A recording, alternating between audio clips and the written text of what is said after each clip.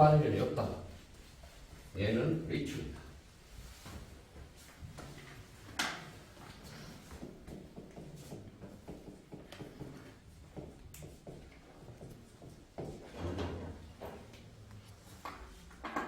신을 섬기는 종교 행위에 의해서 제사 절차, 그래서 절차가 있겠죠. 그다음에 신 앞에서 취해야 할 태도들이 있겠죠. 그게 예입니다. 그래서 예라는 글자가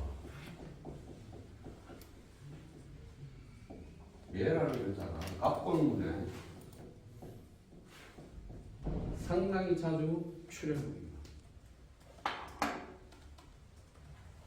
그럼 갑골이라는 것은 신의 뜻을 묻는 점치는 행위를 한 재료가 갑골이잖아요. 갑은 뭐예요? 거북, 백껍질. 골은 뭐예요? 말, 소, 대퇴부 이런 것이죠. 거기다가 점칠 내용을 쓰고 그것들을 불에 구워서 갈라진 무늬, 그걸 조라고 그러죠. 무늬를 가지고 신의 뜻을 파악하는 행위를 해서 점을 치었죠. 그 점친 것에 남은 것이 갑골문이고 그 갑골문에 얘는 상당히 자주 빈번하게 출현합니다. 그러면 내가 점을 친다 쳐봐요. 지금으로부터 3000년 또는 3500년 전에 신의 뜻을 묻고자 하는 거잖아요. 그냥 묻나요? 재개하고 향 피우고 뭐 종교적 의식을 행하고 나서 묻겠죠? 그로부터 얘는 기원이 있어요. 예의 기원은 신을 섬기거나 신의 의도를 파악하거나 신을 기쁘게 하는 행위입니다. 근데 이 예가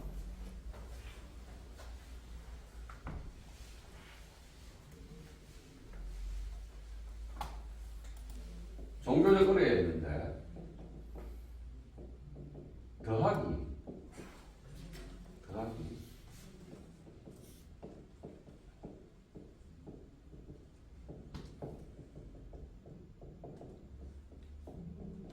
로 전환돼요. 이렇게 두 가지를 결합해서 그러니까 상나라 때까지는 얘는 종교적 의식 의례였어요. 근데 주나라가 되면 예라는 개념 안에 정치 권력과 신분과 계급을 의미하는 의미가 더해집니다. 이게 이제 주나라 때부터. 그건 주나라 때부터예요. 이건 상나라예요.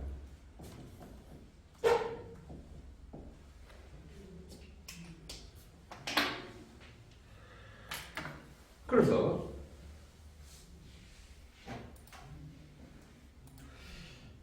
이것을 상징을 얻는데 그러니까 종교적 의례에서 정치적 권력이거나 계급과 신분을 말하는 상징에 필요한 것이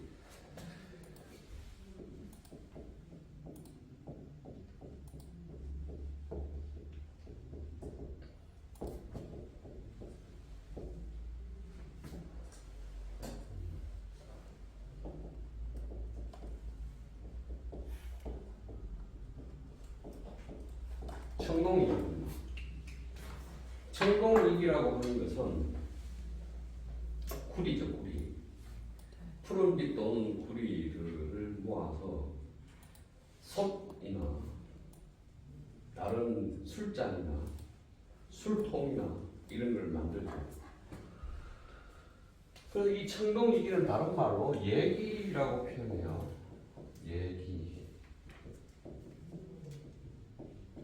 예기라고 표현합니다. 예기라고 표현하는 이유는 종교적 제사 의례에서 저 기물들을 사용했어요. 생각해보면 천신이나 상제나 이런 제사를 지낼 거 아니에요. 그럼 제사가 끝나면 우리도 음복하잖아요. 음복을 할 거 아니에요. 음복을 하는데 상나라 시대 때는 그러한 종교적 제사가 끝나면 상나라에서 또 저 청동 2기를 사용했단 말이에요. 그들이 같이 업무하고 끝이에요. 왜냐하면 상나라는 업제국가였거든요. 업제국이었다는 말은 상나라는 지금으로 생각하면 업 단위의 추장들, 적장들의 연맹체란 뜻이에요. 연맹체였기 때문에 주종 관계를 형성해요. 그 연맹체에서 왕 노릇하는 사람은 있고 추장들도 있는 거죠. 그래서 왕이 있고 추가 있어요. 왕이 있고 추가 있는데 업제국가의 리더인 추장들과 왕이 모여서 제사를 지내지만 청동이기를 가지고 이들은 밥 먹고 그냥 헤어져요. 제사 지낼 때만 청동이기를 쓰는 거야. 그러면서 얘들은 자기 업제국가로 돌아가는 독립적이라. 그래서 이 왕과 추는 주종 관계를 이루지만 신하 관계는 아니었어요. 신하는 아니고 주종 관계는 맞아요. 근데 주나라가 되면 주나라 무왕 당시에 은나라를 멸망시키고 상나라를 멸망시키고 주나라가 이제 패권을 차지하는데 은나라 유민들이 따로 모여 사는 지역에 추장을 하나 세워놓고 네가 독립적으로 이렇게 국가를 유지해라라고 얘기했어요. 그때 그 대표가 무경이라는 사람이에요. 이 무경이라는 사람이 이후에예요. 어느 멸망 후에예요. 근데 이 사람이 반란을 일으켜요. 반란을 일으키니까 주공이라는 사람이 얘가 거치한 지역을 진압해요. 진압하고 나급이죠. 나급에 성을 하나 세워요. 이제부터 이제 봉건제로 들어가요. 주나라는 처음부터 봉건제를 한 게 아니고 무경의 반란으로부터 봉건제로 들어가요. 그러면 다시 봉건이란 말은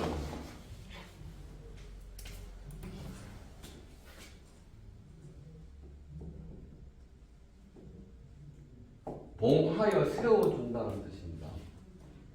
땅을 특정한 지역의 땅을 이렇게 구획해놓고 이걸 분봉 그러죠. 분봉. 땅을 나누어서 주면서 왕 또는 제후를 세우는 거죠. 제후. 왕이 아니라 제후를 세우는 거죠.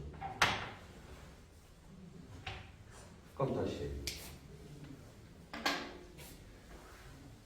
호경이라는 원래 주나라의 수도에서 무경의 반란 때문에 호경의 수도가 있고 두 번째 수도 나급을 세워요. 나급을 세우면서 이래서는 안 되겠다 싶어서 땅을 나누어서 자기 친인척을 그 땅에 제후로 세우는 거예요.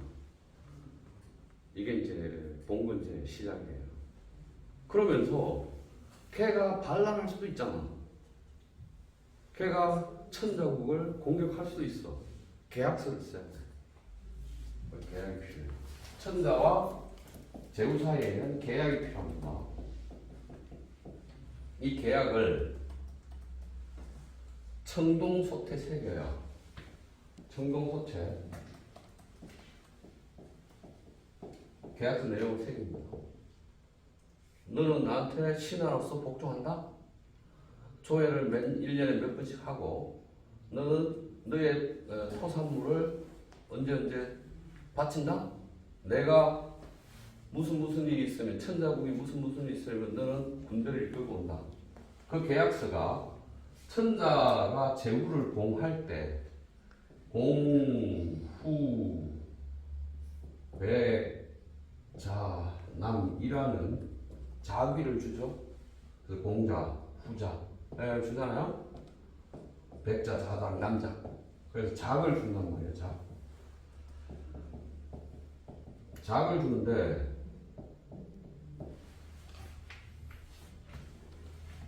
이 작이 청동으로 만든 술잔이에요.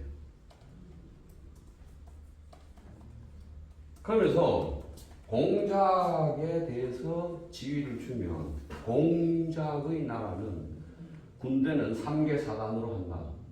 3개 사단으로 한다. 천작은 7개 사단이에요. 7개 사단, 3개 사단으로 한다. 후작은 2개 사단으로 한다. 나머지는 2개 사단으로 한다. 이런 계약서를 다 써요. 그걸 청동소태 새겨요.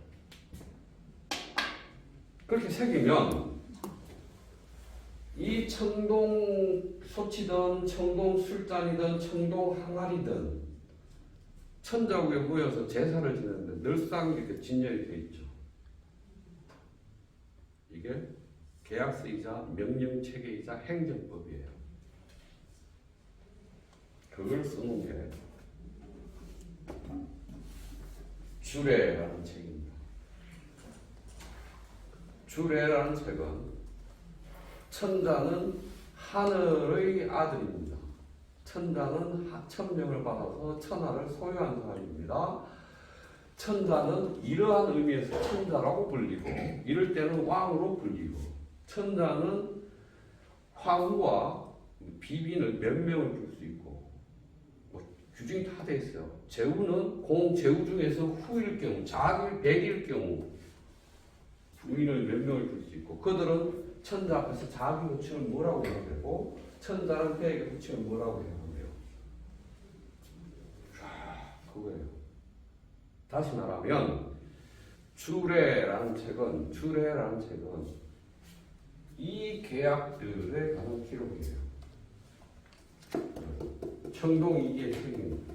제후와 천자 사이의 계약 내용 언어에 대해서 규정을 해야 합니다. 천자는 정의를 이렇게 내리고 종교적으로 천자이고 통치적으로 왕이고 천자인 왕이 제후를 만날 때 자기 자신을 뭐라고 말해야 하고 제후는 왕 앞에서 자기 자신을 뭐라고 얘기하고 자기 나라로 돌아가서 자기 백성한테는 자기를 뭐라고 말해야 한다는 정의들을 쫙 썼어요. 대부까지 뭐까지 다 규정해놨어요. 그러면 거꾸로 생각하면 홉스라는 사람이 리바이든이라는 책을 썼는데 리바이든이라는 책에 3분의 1밖에 번역이 안 돼 있어요. 리바이든의 3분의 2는 다 언어, 정의의 문제, 개념 규정 이거예요. 3분의 2가 다 명령 체계예요. 리바이든은 왕을 권력을 유지하는 내용을 정당화하는 책이잖아요. 홉스의 리바이든은. 근데 리바이든은 처음에 정치는 무엇이고 정치의 원리는 뭐고 이런 얘기 잔뜩 철학적이고 정치학적인 얘기 해놓고 3분의 2는 다 개념의 규정을 하고 있단 말이에요. 정의 내리고 규정하고 명령체계를 쭉 내놨어요. 왜 그럴까요? 정치는 정의하고 규정하는 거예요. 우리 선생님 그 공무원이니까 공무원은 규정집에 따라서 모든 일을 처리하는 거예요. 규정집에 나오지 않으면 한 발짝도 해석하지 못하죠. 그렇잖아? 맞아요. 그거예요, 이거. 그래서 주나라가 되면 예라는 것은 종교적 은혜뿐만 아니라 정치의 구조, 국가의 구조, 통치자에 대한 정의, 신하에 대한 정의 쭉 나열했습니다. 그런데 이걸 윤리라고? 예의 차리라고? 그런 소리 하지 말아요. 도덕과 무관하고 윤리와 무관합니다.